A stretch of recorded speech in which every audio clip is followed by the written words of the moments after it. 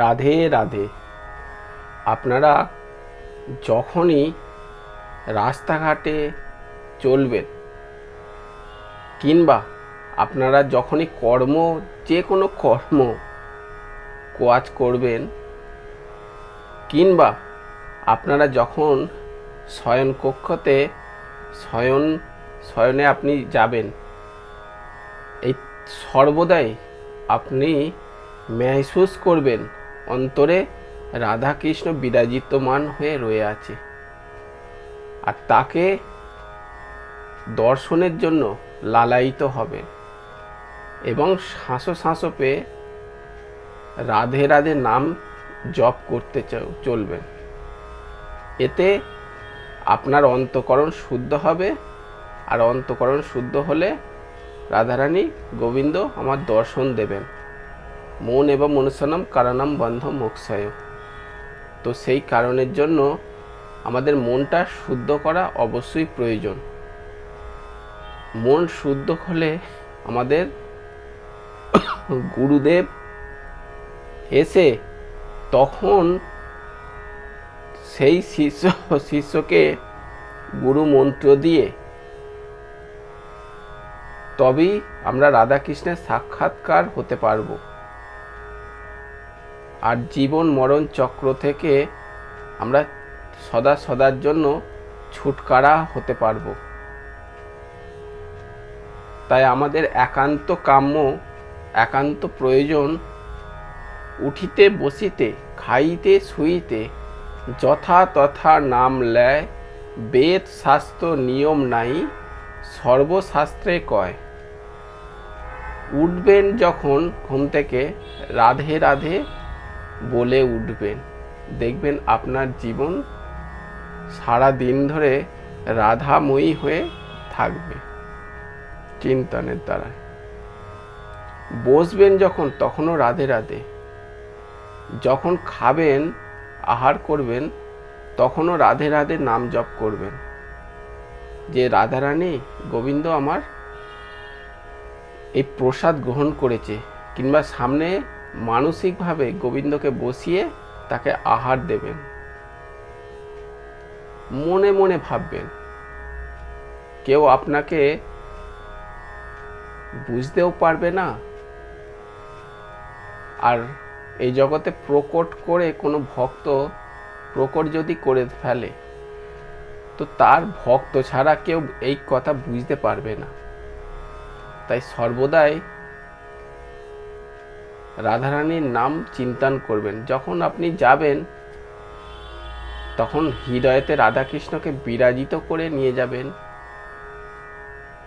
কিংবা কোথাও যখন বসবেন ফুল বাগানে কি কোনো ঝর্ণার সামনে কিংবা কোনো স্থানেতে বসবেন, তখন রাধা গোবিন্দকে একটা সিংহাসন, স্বর্ণ সিংহাসনে বসাবেন।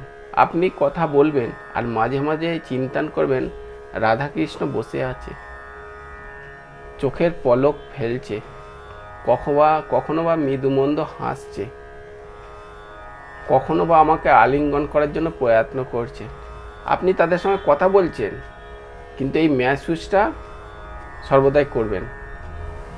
যদ্যপি এই প্রথম এইগুলো হবে না, তথাপি আমরা যদি প্রয়াস করি অবশ্যই শ্যামসুন্দর দেখবেন একদিন সত্যিকারেরই আপনার চিন্তাতেই শ্যামসুন্দর সেই রকমভাবেই যেমন চিন্তা করবেন শ্যামসুন্দর পাশে বসে আছে সেই রূপই আপনাকে একদিন দর্শন দিয়ে দেবে।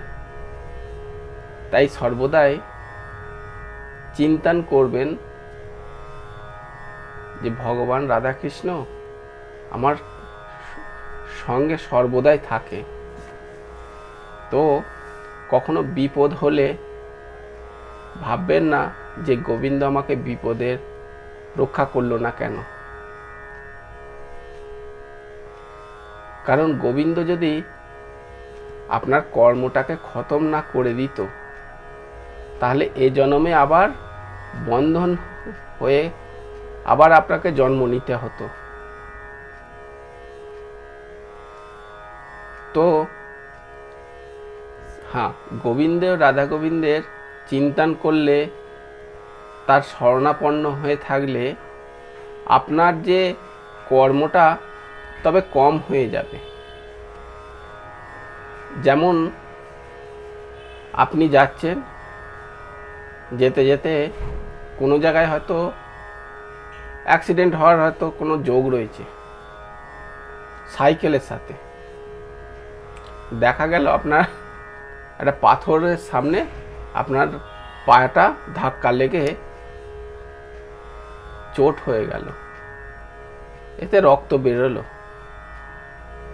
ভাববেন এটা আমার প্রারব্ধ কর্ম, ঠিক, কিন্তু সাইকেলের সাথে ধাক্কা লাগলে হয়তো আপনার আরও রক্তারক্তি হতো, আরও জায়গায় ক্ষত বিক্ষত হতো, কিংবা বড় ধরনের কিছু হতেও পারে আবার। কিন্তু গোবিন্দ আমার একটা পাথরের সঙ্গে ঠোক্কা লাগিয়ে অল্প সংক্ষেপে আপনাকে কর্মটাকে ক্ষয় করে দিলেন।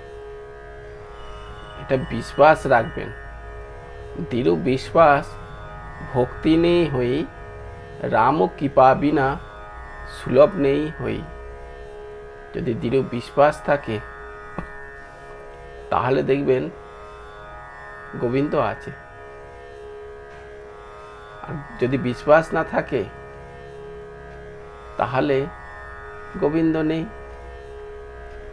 যেমন পার্সেন্টেজে আমাদের বিশ্বাস থাকবে তেমন পার্সেন্টেজে গোবিন্দও থাকবে। যেমন পার্সেন্টেজ আপনার মন শুদ্ধ থাকবে, গোবিন্দ সেরকমভাবে আপনাকে কৃপা করবেন এবং ভক্তি প্রদান করবে, আপনার উপর ডিপেন্ড করবে।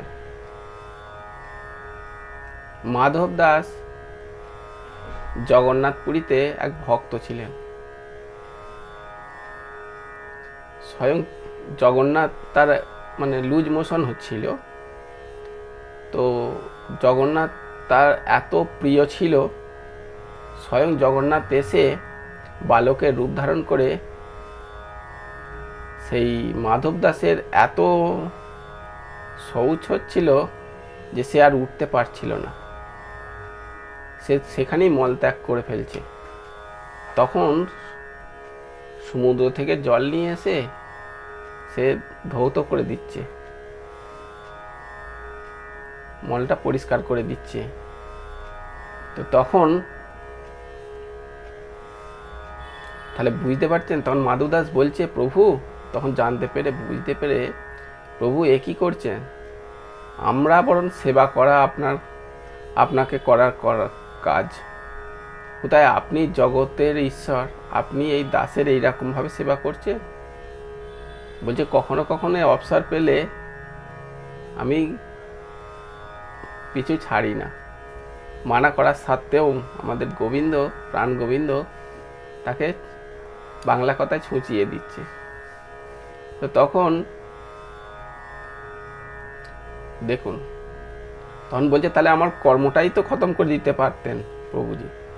বলছে না, যদি কর্ম খতম করে দিতাম তাহলে মাধব দাস আবার এই জন্মেই আসতে হতো। প্রারব্ধ কর্ম সবাইকেই ফলভোগ করতে হয়। আমি বালি মহারাজ ত্রেতা যুগে তাকে আড়াল থেকে তীর মেরেছিলাম বলে, যদ্যপি ওটা আমি অন্যায় করিনি, এটা বিশাল একটা ব্যাখ্যা, তথাপি লোক প্রচলন হয়ে আছে ছুপকে মেরেছে, লুকিয়ে মেরেছে কেন? প্রাণ গোবিন্দ তবুও লোক সব বলছে, সেই কারণের জন্য জরা নামক ব্যাধ হয়ে তার চরণে আমাদের টিয়া পাখির ঠোঁট ভেবে প্রাণ গোবিন্দকে চরণে আঘাত করেছে, আঘাত করলো। তাহলে দেখতে পেয়েছেন, প্রারব্ধ কর্ম সে স্বয়ং ভগবানই কেউ না হোক, তাকে ভুগতে হবে। সেই জন্য আমাদের নিষ্ঠাভাবে প্রাণ গোবিন্দর সাথে হাতে হাত মিলিয়ে বিশ্বাস নিয়ে রাধা গোবিন্দের নাম নিয়ে রাধে রাধে নাম জপ করতে থাকুন। এই নামই আপনাকে গোলক বৃন্দাবনে নিয়ে যাবে। আর গুরুদেবের নিষ্ঠার প্রতি বিশ্বাস নিয়ে আপনি চলুন, এতে আপনার মঙ্গলময় জীবন হবে। এই জন্মেই ভাববেন যে আমাকে দর্শন করতে হবে তো হবে। আজকে একটা দিন চলে যাচ্ছে, ভাববেন প্রভু আজকে দর্শন পেলাম না, কালকে যখন আবার হবে প্রভু আজকের দিন আপনি দর্শন করতে দিন। আপনি দ্রুতভাবে একদম স্পিডে, মানে যেমন রকেট ছোটে সেরকমভাবে রাধারানীর নাম জপ করতে থাকবেন সর্বদাই, একটা শ্বাস যেন খালি না যায়। ঠিক আছে? প্রেম সে কহো রাধা রানী কি জয়, রাধে রাধে।